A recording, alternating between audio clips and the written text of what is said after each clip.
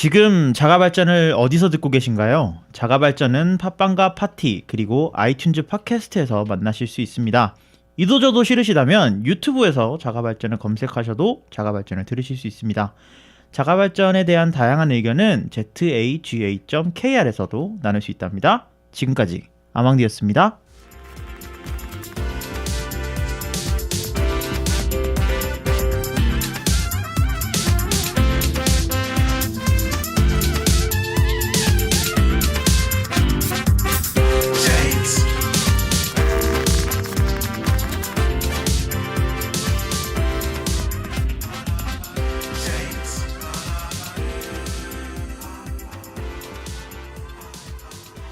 입으로 돌아왔습니다.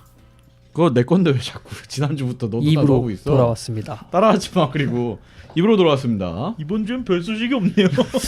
이렇게 뭘까요? 하지 말라고. 그렇게 멍청하게 안 했으니까요. 네. 너 나 괴롭히지 마라. 따돌리지 마라. 일본은 좀 어렵네요. 일본 좀 어렵네요. 근데 일본 네. 안 어려웠어요? 어려웠어요. 일본 제가 말하면 좀 어려웠어요. 네. 근데 이제 여기서 말하고 싶은 거는 굳이 그러니까 흘려들어도 되는 부분들도 좀 있는 거잖아요. 맞아요. 2부를 들으시면 좀 재밌으실 것 같아요. 오케이. 왜냐면 네. 이제 아는 얘기들이 나오니까. 오케이. 그래서 암호화폐에 대한 이제 제가 일부 설명드렸던 거는 암호화폐 그리고 암호화폐가 어떻게 발급이 되는지에 네네. 대해서 네. 얘기를 했고 그 중에서도 작업증명 방식을 이용한 것들 얘기를 했고요. 뭐 다른 것들을 이용한 코인들도 많습니다. 네. 있죠.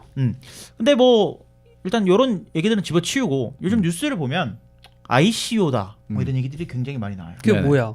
그래서 저는 ICO가 그건 줄 알았어요. IPO 같은 건 줄 알았어요. IPO는 또 뭐야? 기업 공개할 때.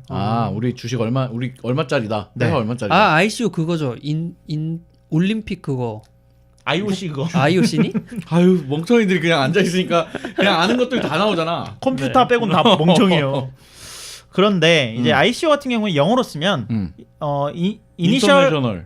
인터내셔널 아니고 IC 무조건 I로 시작하면 인터내셔널 아니야? 집적표로 아닙니까? 인터내셔널 비슷해요. 이니셜 코인 오퍼링이에요. 뭐냐면 오. 초기 코인 제공이라고 한국말로 하면 이렇게 되는데 네네. 이제 암호화폐를 만드는 개발 업체나 단체나 뭐 개인이나 이런 회사 이런 데서 이제 투자 자금을 모집을 하기 위해서 이제 ICO를 열면 이제 우리가 자가 코인을 만들 건데 우리한테 투자를 하면 암호화폐 얼마당 얼마에 줄게 이렇게 하는 거예요. 그러니까 그 우리 코인의 특징이 뭐고 이런 것들 쭉 설명하면서 이제 그런 것들 하는 거구나. 그쵸. 그렇죠. 투자자 모으는 거구나. 그렇죠. 그래서 뭐 그냥 그런 거 같은 거예요. 킥스타터에 올려놓는 것 같은 그런 느낌이야. 난 떴다방 생각했는데 먼저.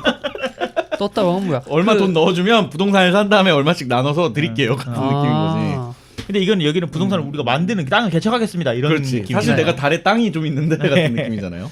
그래서 뭐 ICO 방식이 처음으로 도입된 암호화폐 같은 경우는 네네네. 이더리움이에요. 아 그럼 비트코인은 그 전에 그냥 자체 탄생이 한 거니까 굳이 ICO를 할 필요가 그렇죠. 없고. 네. 그래서 이 비탈릭 부테린이라는 사람이 이제 천재야. 우리가 이더리움을 이렇게 플랫폼화 시켜서 만들 겁니다라고 이더리움 백서라는 걸 만들었어요. 네. 요거 인터넷에 검색하시면 이더리움뿐만 아니고 블록체인에 대한 전반적인 이해를 하시는데 굉장히 도움이 돼요. 그래서 여기 이더리움 백서를 보면 네. 화이트 페이퍼. 이더리움 백서를 그 시작으로 뭔가 새로운 코인이 나올 때는 백서를 만드는 게 약간 관례처럼 됐어요. 그래서 우리가 이렇게 만들 겁니다. 우리 코인은 이런 거예요. 이렇게 팜플렛을 만들어서 공개를 한 건데 이제 비트코인한테 그 이더리움 같은 경우에는 비트코인을 받아서 개발에 필요한 자금을 확보를 했어요. 재밌죠? 어쨌든 새끼네요 그러면은. 뭐 아니 그냥 그 돈을 투자를 그걸로 받은 거지. 기술적인 뭔가가 있는 건 아니고. 네, 연결은 전혀 되지 않았어요. 완전 기술적으로 다르게 가려고 하고 있고 네네네. 그리고 지금부터 나오는 모든 코인들에 영향을 준 그런 코인입니다. 이더리움은. 그래서 이더리움이 ICO를 성공하면서 다른 암호화폐들이 이 ICO를 돈을 받았다는 거죠. 네. 투자를 받았다는 거. 그래서 이런 것들을 반치마킹을 했는데 사실은 뭐 비트코인 플래티넘 같은 사건도 있었고 네, 사실은 비트코인 플래티넘도 ICO를 하려고 했던 거죠. 네. 맞아요. 그래서 이런 것들을 보면 뭐 백서만 적당히 이제 뜯어 고쳐가지고 ICO 하는 경우도 있습니다. 아 나도 ICO 할 기회가 있었는데 돈이 없어서 안 했어요. 왜 돈이 뭐가 필요해? 받는 역할인데. 아니, 투자를 해야 돈을 돈을 줘야지 그만큼 ICO에 들어간다고. 현물이 없다고 난 내가. 네가 긍정 코인을 만들 건데. 아니 그게 내거 아니라 ICO 하려고 했다고. 그게 아니라 그 영국에 크립토페이라고 있어요. 네. 이제 거기서 거기가 그거야. 비트코인을 이용한 페스티벌? 체크 카드를 발급을 해줘. 그래서 그 체크 카드를 긁으면 비트코인 계좌에서 돈이 나가요. 아 진짜요? 네. 그래서 현물 카드도 주고 그게 아니면 사이버 카드도 발급을 해줍니다. 네. 그래서 그 당시에는 스포티파이가 한국에서 결제가 안 될 때, 네, 영국의 리버풀에 있는 은행에서 발급을 해준다는 그 크립토페이 카드를 발급을 받고 그걸로 결제를 하던 때가 있어요. 그래서 비트코인 계좌를 보내놓으면 그걸로 차감이 되고 스포티파이 결제가 됐어요. 영국 카드니까. 근데 거기서 이제 크립토페이라는 데서 우리 이제 ICO 한다. 딱 메일이 온 거야. 근데 잔고를 보니까 돈이 너무 없는 거야.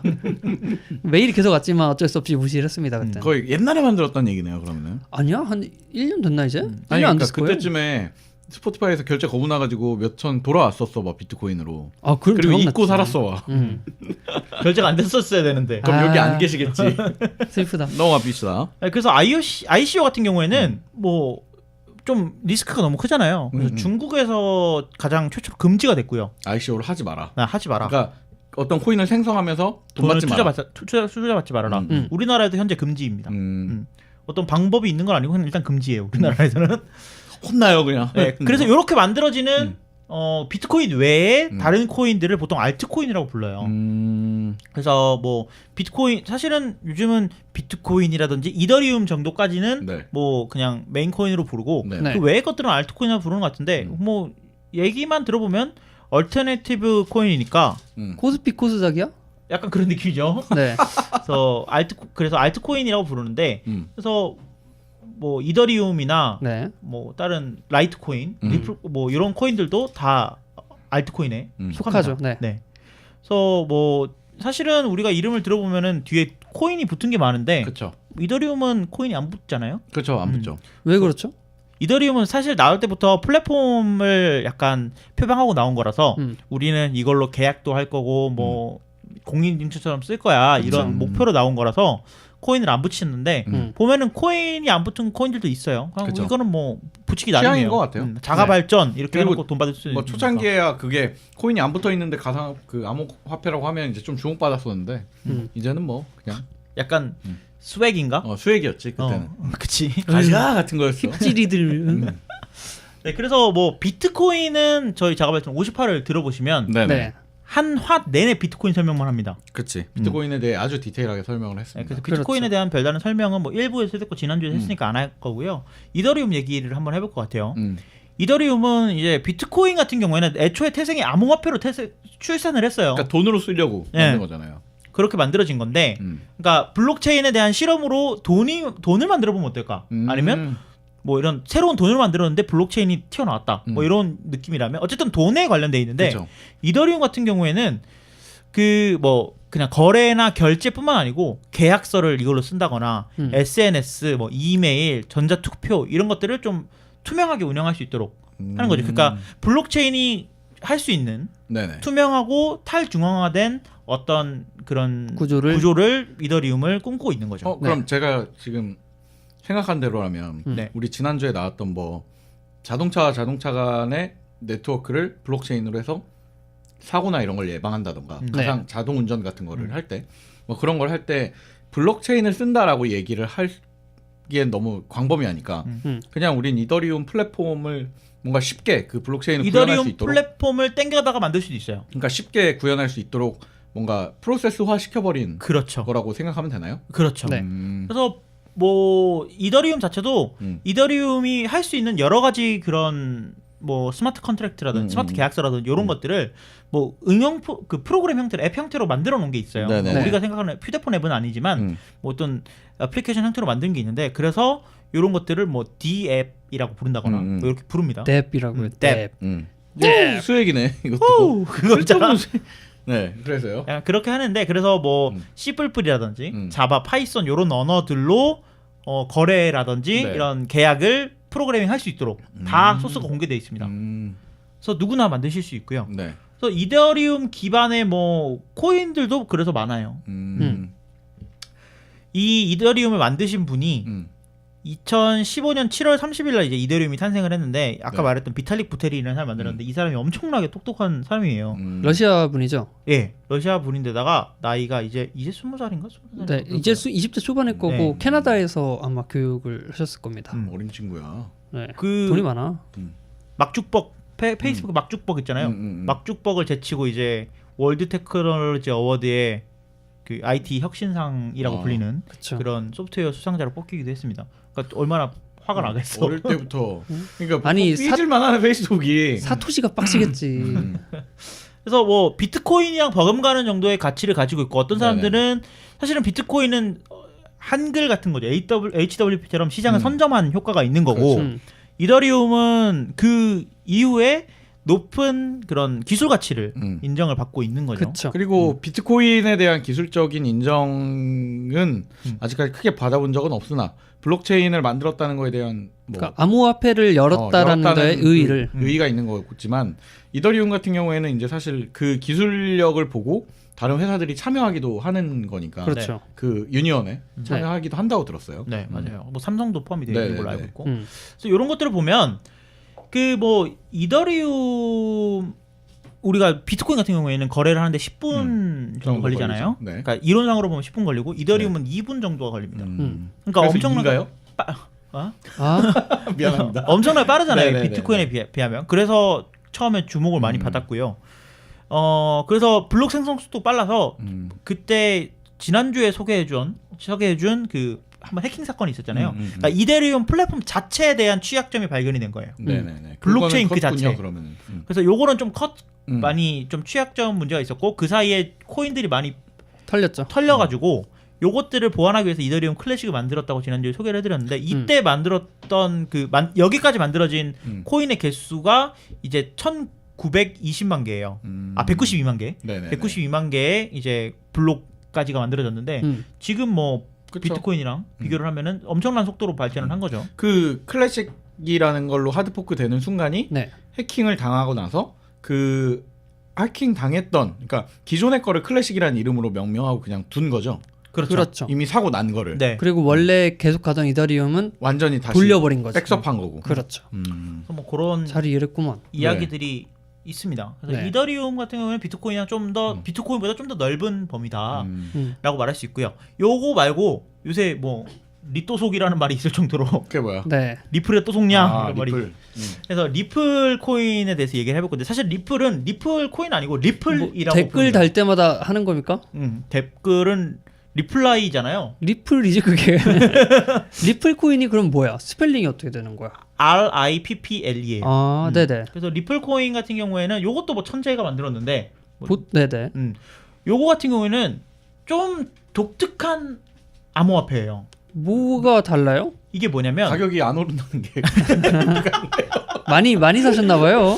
블록체인 기반인데 네. 다른 암호화폐랑 다르게 채굴이 없어요. 얘는 채굴을 안 해요. 채굴을 안 하고 네. 전적으로 리플을 운영하는 리플 회사가 통화를 조절합니다. 김리플 씨? 그럼 누구를 전체 풀려 있는 통화의 양을 조절하는 거군요. 네. 그러니까 발행을 얘네만 하는 거예요. 그럼 이건 탈중앙화를 포기한 거네요. 그렇죠. 그러니까 사실은 다른 암호화폐 같은 경우에는 알고리즘적으로 이제 모두가 이거 채굴을 함으로써 리스크를 좀 분산시키는 네네. 경우가 있는데 리플 네. 같은 경우에는 운영을 하는 회사가 있기 때문에 얘네가 모든 리스크를 떠안는 끌어안고. 대신 리플에 대한 그 어떤 가치를 얘네가 계속 조절을 하고 있을 수 있는 거죠. 그래서 그러면 어떤 의미에서는 제가 가끔 얘기하는 화폐가 화폐로서 인정을 받으려면 네. 등락폭이 너무 들쑥날쑥해서는 안 된다는 게 당연한 통념인데 안정적이어야 된다. 근데 그런 면에서는 리플이 그나마 더 가능성이 있을 수 있는 거네요. 동전으로서. 지금 생각대로라면 이론적으로는. 그렇죠. 애초에 리플이 나온 게 송금 시스템을 만들고자 이제 리플이 나온 거기 때문에 은행과 은행 간의 송금 시스템을. 그렇죠.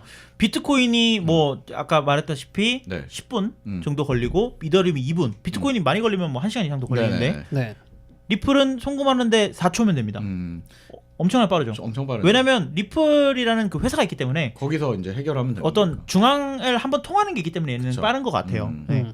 그러니까 탈중앙화는 포기하지만 그 블록체인의 장점은 그대로 가져가는. 네. 근데 거래에 딱 그 이체 간 기업 간 아니 은행 간의 이체만 집중을 하는 네, 화폐라고 그렇죠. 볼 수 있겠군요. 그렇죠. 그래서 초당 1,500건의 거래를 처리를 해요. 그러니까 이거는 비트코인이랑 비교하면 비트코인 15건 처리하거든요. 그렇죠. 어마어마한 속도로 처리하를 하는 거고 근데 뭐 동전주의 그런 그러니까 이게 대표주죠. 근데 상패는 안 돼. 네. 그리고 또 생각해야 되는 게 주식으로서 그러니까 투자 가치로서 이걸 생각하면 안 된다고 계속 얘기를 하는 것 중에 하나가 그렇죠. 화폐로서 시작한 건데 이걸 투자로 바라보는 것 자체가 문제인 거고. 그러니까 이걸 투자 가치를 보고 하신 분들이 잘못된 거고. 그게 잘못된 거지. 네. 뭐 물론 이거에 대한 기술력이나 이런 걸 보고서 그냥 함께 가자는 생각으로 미리 더 쌀 때 내가 이게 나중에 쓸 화폐로 그냥 구매를 해놓는 미래 가치를 보고 뭐 그거에 뭐 가격이 내려갔다고 분노한다는 것 자체가 웃긴 얘기인 것 같습니다. 오히려 잘하고 있는 거네요. 그러면은 어떻게 보면은 리플을 꼭 투자하는 사람들처럼 얘기하는 것 같긴 한데 네. 뭐 저는 재미있는 코인이라고 쳐다보고 그러니까 있어요. 굉장히 재밌네요. 계속 속이나 봐요. 기술적으로 계속 속이고 있어. 계속 속이고 있어. 뭐 지금 얼마 전에 리플 코인이 어마어마하게 가격이 치솟았어요. 뭐 네네네. 285원 이랬던 코인이 4천 얼마까지 올라갔거든요. 네네네. 그러니까 어마어마하게 뛰어넘은 거잖아. 20배네 거의. 그래서 마크 주크버그를 뛰어넘는 부자로 이 리플 회사의 사장이 네. 올라갔던 적도 있어요. 지금은 떨어졌죠. 또. 의미가 없지. 근데 사실은 의미가 없죠. 그리고 뭐 그렇게 해서 그 사장이 그냥 며칠 장사하고 말양반이었으면 다 팔고 나갔겠지만 회사 그럼요. 그냥 갑자기 폐업하고 나갔겠지만 네. 근데 이제 아까 말했던 그 어떤 궁극적인 가치를 위해서 이걸 하고 있는 거라면 오히려 걔 입장에선 빨리 내려야 되는 상황이었던 거겠죠. 그쵸. 네. 뭐 이런 코인들도 있고요. 네, 또 재밌네요. 마지막으로 재미있는 코인이 하나 또 있어요. 뭔가요? 스팀이라는 코인이 있습니다. 게임 플랫폼인가요? 아니요. 스팀 같은 경우에는 우리가 아는 게임 스팀 같은 경우는 STEAM이잖아요. 네네네. 연기. 예, 뭐 연기. 이런 건데 얘는 이제 STEEM이에요. 어. 그래서 스팀이라고 하는데 요거는 다른 코인들은 뭐 채굴을 한다거나 아니면 네. 리플 같은 경우에는 뭐 우리가 발행을 한다거나 네. 그런데 스팀 같은 경우는 되게 재밌는 발생인 게 네. 그 우리가 보통 우리 자가 발전의 그 오랜 꿈인 네. 블로그에 글 써서 돈 벌기. 네네네. 요거를 스팀을 이용하면 할 수 있어요. 어떻게요? 뭐냐면 네. 이 스팀 같은 경우에는 이제 포스팅한 글에 대해서 보상이 주어지는 서비스인데요. 네네. 그러니까 스팀 코인을 스팀잇이라는 사이트에다 글을 쓰면 네네네. 여기에 따라서 이제 스팀잇 방문자들이 일주일 동안 투표를 해요. 일주일 동안 이 진짜요? 글이 얼마나 가치가 있는지에 대해 투표를 하는데 투표를 받아서 이 투표의 양에 따라서 스팀이라는 토큰이 쌓여요. 그래서 요 토큰을 현금으로 바꿀 수 있는. 이거는 어떤 의미에서는 그 우리 많은 커뮤니티 사이트들이 갖고 있는 포인트 제도나 이거를 그 커뮤니티 밖으로 꺼낸 거에 가깝네요. 그렇죠. 그 암호화폐 기술력을 동원해서. 그렇죠.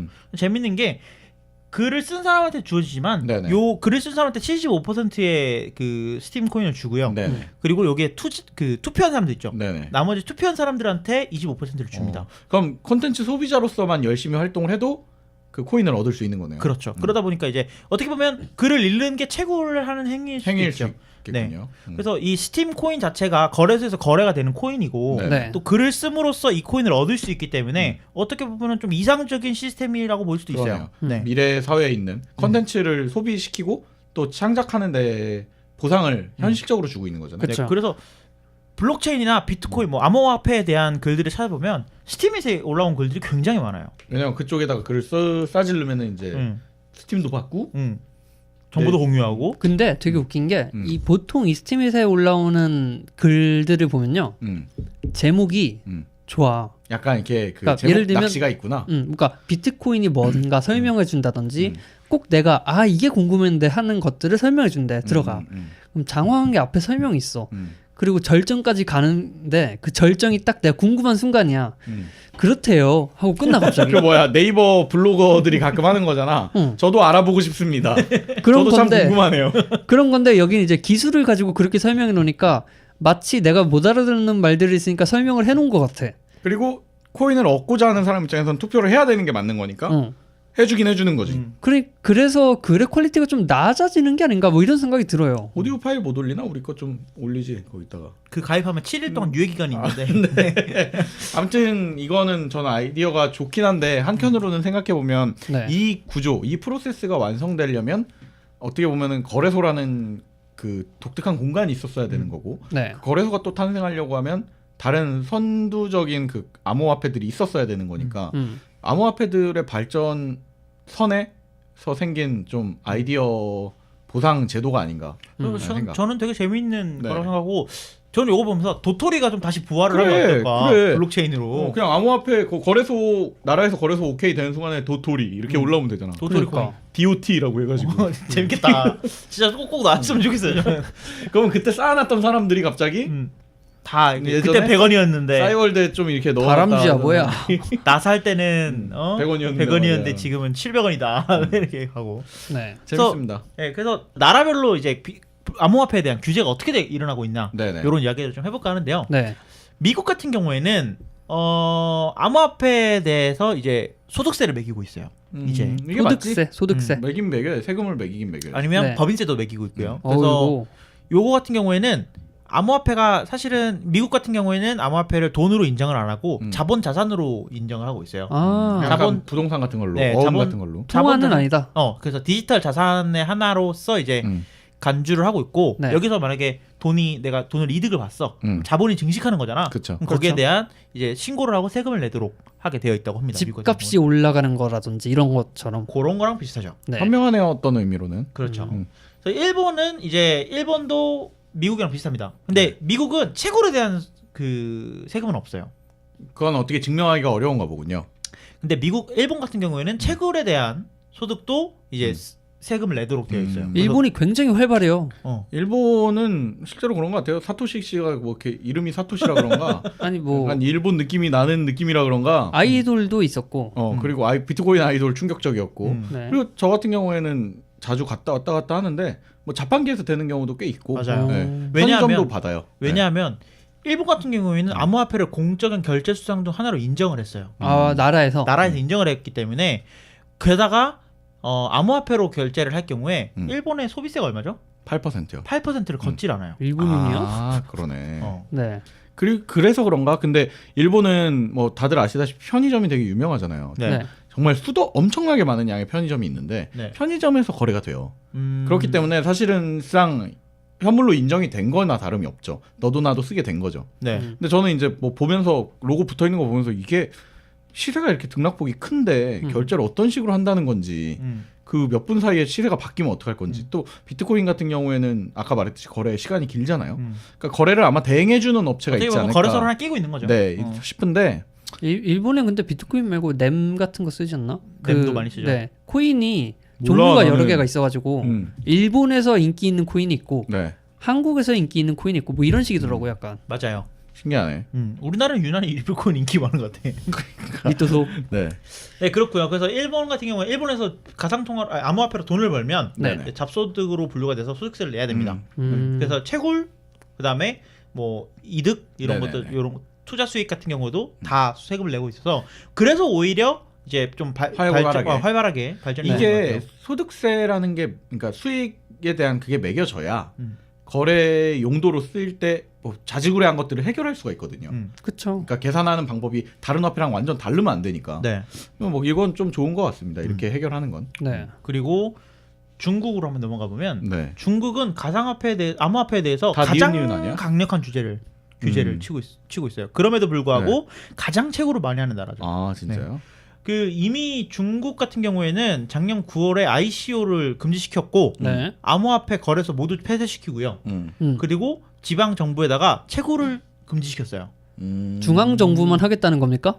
그런 걸 수도 있지. 그러니까 이제 단속을 하라는 거죠. 채굴에 대한 단속을 하기 때문에. 왜냐면 이게 컴퓨터로 채굴을 하는 거다 보니까 일단 전기가 들어가잖아요.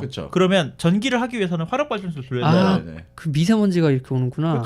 뭐 그렇다고 볼 수도 있을 것 같아요. 그래서 이런 것들 때문에 정부에서 금지를 시킨 게 아닐까라는 생각이 들고 또 중국 같은 경우에는 공산국 국가이기 때문에 사회주의 국가이기 때문에 요런 시스템이 새로운 화폐 시스템이 들어오면 안 되죠.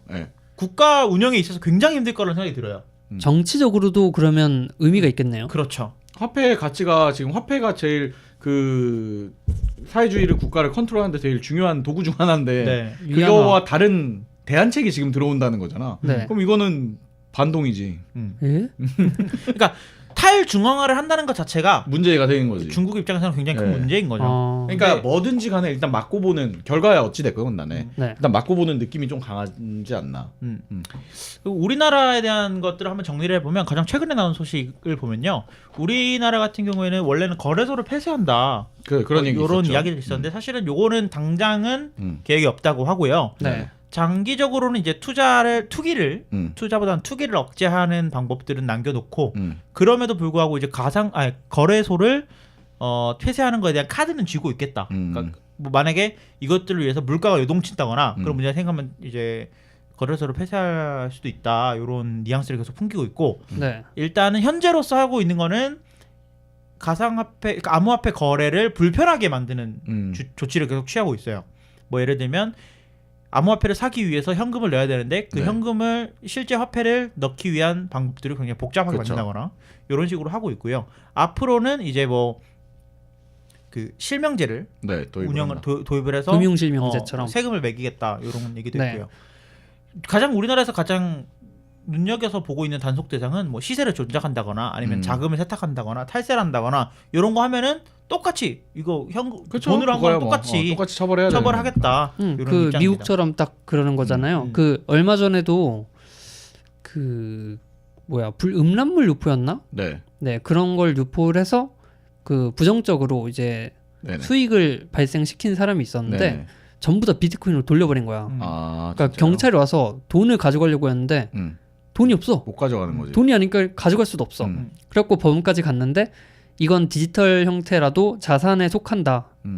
재화로서의 가치가 있기 때문에 몰수다. 이래갖고 다시 돌려받았다. 뭐 이런 얘기도 있어요. 진짜요? 네. 우리나라에서 뭐 요거 얘기 연장선으로 좀 들어보면 네. 뭐 이건 다른 얘기긴 한데 비트코인 암호화폐를 거래소가 해킹당한 케이스가 있었어요. 근데 그게 뭐 한 100 비트코인을 털렸다고 칩시다. 네. 예를 들어서. 네. 근데 이게 암호화폐 같은 경우에는 익명성이 어느 정도 보장이 되기 때문에 이게 어디로 간지 알 수가 없는 거예요. 그치. 그냥 지갑 주소는 나와 있으나. 그래서 범인은 잡았는데 이게 누구 건지 몰라. 누구 건지도 모르고 너 이거 어디다 말했는데 이게 말 안 하면 그렇지 모르는 거예요. 그래서 그냥 그런가 보다 하고 있는데 이게 돈이 다른 지갑으로 하나씩 분산되더니 다시 세탁이 돼서 이제 거래소로 다시 들어갔다는 소식을 들었거든요. 그 지금 일본 거래소도 해킹당했잖아요. 네네. 그 몇백억이 어디 지갑에 갔는지까지 찾았어. 근데 지갑 주인을 못 찾고 있습니다. 그치 지갑 주인을 찾는 게 문제죠 사실은. 그래서 그 몇백억을 돌려받지 못하고 있어요. 그러니까 이게 저는 개인적으로는 그 나라별로 규제 내용을 봤을 때는 네. 미국이나 일본이 하는 방식들을 보면 일단 이걸 투명하게 열어서 사실 그 세수를 매긴다는 거는 국가 입장에서는 나쁘진 않거든요. 국가 시스템 안으로 네. 들이는 거죠. 오히려 그게 더 현명하긴 한데 통제 안에. 우리나라가 우려하는 것도 그렇고 뭐 미국이나 일본은 약간 대인배성의 풍모라고 저는 느끼는데 네. 그 우리나라가 우려하는 거는 인플레이션 같은 거거든요. 우리나라 화폐가 영향을 많이 받을 경우. 네. 그러니까 이걸로 인해서 우리나라 원화보다 이게 더 가치가 훨씬 더 활발해져 버리면 사실은 그럼 우리나라 화폐를 쓸 일이 이유가 없어지는 거니까. 저는 그거보다 우리나라 그 사회에 약간 한탕주의가 팽배해 있어. 뭐 그것도 사실이죠. 그래갖고 네. 부동산 투기로 몰리다가 부동산 너무 비싸잖아. 근데 비트코인이 나온 거야. 그리고 여기에 또 온갖 투기를 다 하니까 그렇지. 투기를 어떻게 막고자 하는 것 같은데. 그러니까 그 민족성도 약간 인정은 합니다만. 네. 그러니까 거기에 더불어서 이게 계속 이렇게 투기가 돼버리면 아까 말했듯이 그 원화의 가치가 상대적으로 낮아져 버리면 이제 문제가 된다고 판단을 했겠죠. 네. 그러니까 투기를 막으려면 일단은 세금을 매기면 돼요. 어찌됐건. 그리고 그 세게 매기면 세금의 조율을 해버리면 막 150% 이렇게 매겨버리면 말도 안 되게 매기면 사실 불가능해지는 거지. 네. 그러니까 뭐 그거는 걱정이 없는데 이제 저 너무 급하다 보니까 주먹국으로 하고 있지 않나. 좀 이런 우려들. 당분간은 이게 화폐로서 인정받기는 힘들 것 같아요. 저도 그래요. 그렇죠. 저도 그래요. 지금 비트코인 같은 경우에도 그렇고 우리나라 사람들이 많이 잡고 있잖아요. 네네. 근데 이제 해외 사람들이 이거 다 팔면은 우리나라 사람들만 들고 있게 되고 그렇죠. 거래가 안 되면 가격이 쫄딱 떨어질 것이고 그럴 경우의 수가 낮긴 하다만 만약에 그렇게 된다면 정말 우리나라 내부에서만 돌고 있는 암호화폐가 되는 거죠. 그렇게 되면은 가격이 너무 내려가기 때문에 실질적으로 내가 갖고 있던 돈이 없어지는 거예요. 그렇죠. 그것 때문에 국가에서는 IMF보다 더 큰 경제 위기가 올 수 있다. 어떻게 보면 한국 사람들이 들고 있는 돈이 해외로 반출되는 셈이네요. 이미 그렇게 판단을 하고 반출되었다고 보고 있어요. 사실 꽤 많이 반출됐지. 그래서 뭐 이것 때문에 규제를 한다라는 말이 있는데 그랬더니 반출이 됐는데 가자 이러면서 돈을 더 넣자고 그러시네. 그러니까 이제 환장하겠는 거지. 네, 그래서 뭐 재밌다. 네, 지난주에 블록체인 얘기하고 이번 주 암호화폐에 대한 이야기들 좀 했는데 네. 1, 2주 얘기를 했어요. 문 실장 어때요? 저는 일단 뭐 재미도 있었거니와 네. 그 한 가지 혹시나 우려돼서 이제 얘기를 하자면 저희 3인 작업발전 자체가 뭐 블록체인 아니 암호화폐의 투기를 옹호하거나 이런 의사는 전혀 없었고 네. 오히려 그게 좀 우려가 되기 때문에 저희가 이거를 기획을 하지 않았나 잘 알고 하자. 네. 제가 제일 충격적이었던 건 하드포크를 긍정적으로 바라보고 있다는 거가 전 제일 충격적이었었거든요. 제발 포크 더 해라. 제발 포크 더 해라. 아, 네. 뽕돈 생기는 느낌이니까. 뽕돈 생기는 느낌이니까. 근데 그런 것들이 이제 무제한 상황에서 이거를 복사합니다. 돈 복사. 하는 게 이거 디아블로 2 시절에 조던링을 복사했을 때 있었던 일들이 이제 떠오르는 거지. 참고로 돈을 복사하는 건 불법입니다, 여러분. 아무튼 뭐 그런 면에서 알고 있으면 어떤 의미에서는 약간 투자에 대한 생각이 좀 투기에 대한 생각이 네. 좀 사그라들지 않을까라는 생각 이런 것들도 있고 그래서 저는 좋은 정보가 공유된 것 같아서 두 분께 너무 감사드립니다. 감사합니다. 네. 그리고 안 어려웠어. 다행이네요. 안 쉬었다고 방금. 아니야 것 무슨 말이야. 저는 이부가 좀 했나? 이 방송을 들으시고요. 어디 가시면 아망드가 일부에서 말한 것처럼 블록체인 또는 암호화폐 전문가라고 말해도 상대방이 태클을 못 걸 거야. 왜냐면 지는 아는 게 없거든. 네 저희를 좀 띄우는 것 같아서 좀 부끄럽긴 합니다만 사실입니다. 아 그리고 왜 그러냐면 네. 이 암호화폐나 블록체인이란 기술을 떼놓고 보면요. 네네. 그렇게 어려운 게 아니에요. 그렇죠. 지금 그리고 블록체인에 대한 것도 지난주에 들었을 때 전혀 어려운 부분이 없었어요. 그렇죠. 근데 들을 때 처음 들으니까 마치 어려워 보이는 거지. 알고 보면 그렇게 어려운 기술이 아니라서. 제일 재수 없는 선생들이 하는 얘기인데 맞아. 사실. 뭐가? 네가 지금 한 말 중에 몇몇 단어. 제일 재수 없는 학생들이 저런 말을 하더라고. 공부 못해라. 네. 아무튼 오늘 준비하면 좀 힘들지 않았어요? 저는 굉장히 힘들었습니다. 네. 왜냐면 일단은 이게 용어가 현실 세계에 있는 용어와 블록체인 암호화폐에 있는 세계의 용어가 좀 다른 건데 왜 이런 맞아. 용어를 쓰고 있지? 그리고 번역 과정에서 좀 틀리게 되는 것도 있고 거기에서 오는 감성적인 오해들. 네. 채굴 이런 거. 채굴이라든지 지갑이라든지 지갑. 이런 것들이 좀 어렵지 않나. 그래서 사람들이 좀 헷갈리는구나 이런 네. 생각도 많이 했습니다. 네. 하드포크 하면 뭔가 돼지고기 같고 약간 좋잖아. 런천 미트 이렇게 하지. 그래갖고 이제 좋다고 생각하는 거야 사람들이. 네. 아무튼 저희가 2주 동안 뭐 조금 부족한 이런 지식들을 가지고 좀 떠들어봤는데 네. 혹시나 저희가 오류가 있었더라면 좀 가차 없이 사이트 오셔서 지적해주시고 저희도 거기에 맞게 피드백을 드리도록 하겠습니다. 네, 네. 욕만 안 하시면 될 것 네. 같아요. 다음 주 너무 어려운 질문도 조금은. 저희가 아는 게 당신이 아는 것과 크게 다르지 않을 수 있습니다. 네. 네, 다음 주에 더 재밌는 소식을 들고 찾아오도록 하겠습니다. 감사합니다. 감사합니다.